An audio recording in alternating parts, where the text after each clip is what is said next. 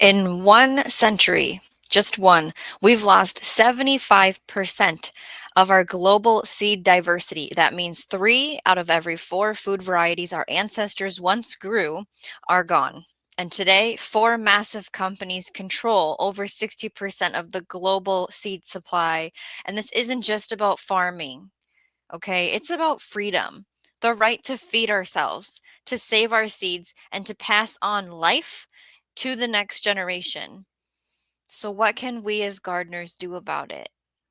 More than you think. Diversity equals resilience.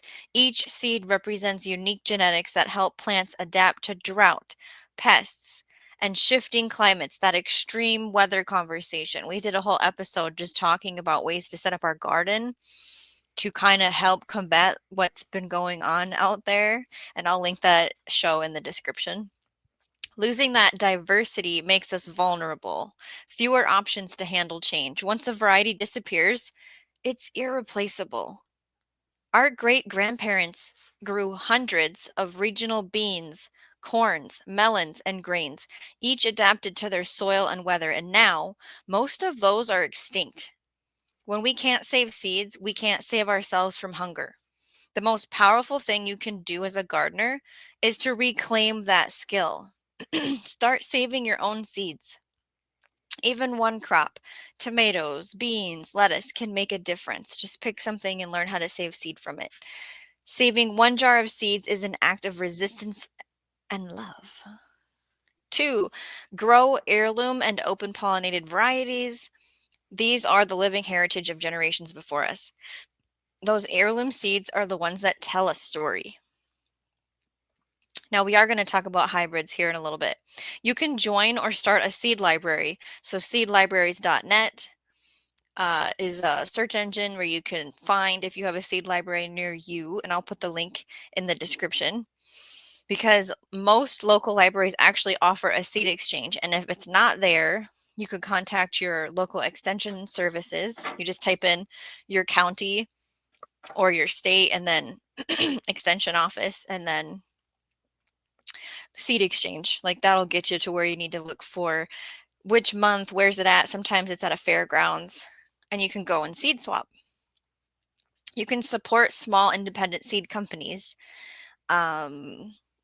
I don't have a list for you, but maybe I can find one by the time this gets posted.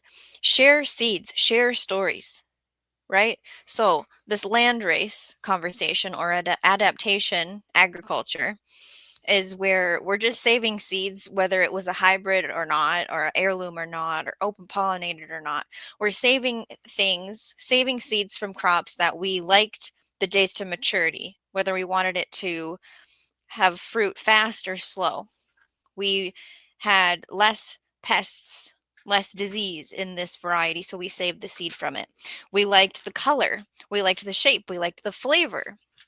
We saved seeds from those, and then you keep growing them every year. So they evolve naturally alongside their environment and culture and how they were treated. These plants are tough, they're disease resistant, climate adapted, and genetically diverse. Every seed you save is a little time capsule of resilience. It remembers your soil, your care, your weather. It's a living memory. We aren't just gardeners, we're keepers of the lineage of life. So, places that all over the world are trying to push this. We need to start saving seeds and think about it. Now, there's different crops that have been land raced or adapted in different cultures. Ethiopian teff is still locally cultivated and adapted to highlands. Andine potatoes, thousands of varieties saved by indigenous farmers in Peru and Bolivia. Ooh, I don't know how to say this. Oaxacan green corn or Chapingo amaranth in Mexico. I'm sorry if I mispronounced that. Um, Culturally significant and climate resilient. Norwegian Svalbard Global Seed Vault is a backup for humanity's seed diversity, but not a substitute for living seed networks. So, around the world, communities are protecting their seeds. India's Navdaya movement is founded by Vandana Shiva, empowering farmers to save indigenous seeds. Seed Savers Exchange in the US, grassroots effort to preserve heirlooms. Irish Seed Savers Association, Australian Seed Savers Network, and other local collectives are doing similar work. There's actually links in the description to either websites or books or documentaries that are on this topic.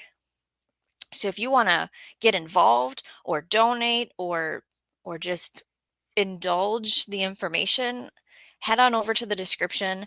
That'll be your little homework for this conversation. Every seed you pass on carries the story of your soil, your care, and your season. Our ancestors saved seeds in pockets during war. They carried them across the oceans, okay?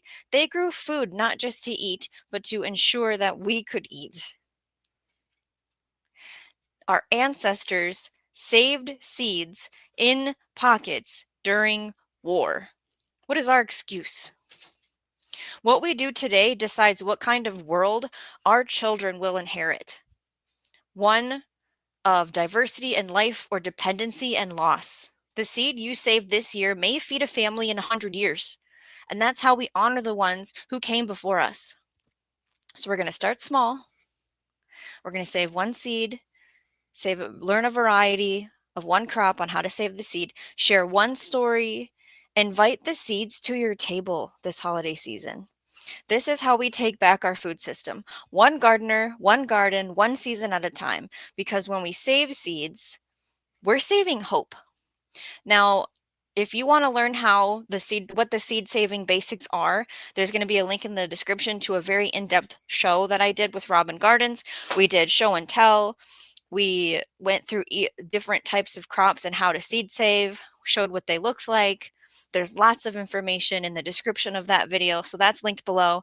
Remember to grow every day in every way.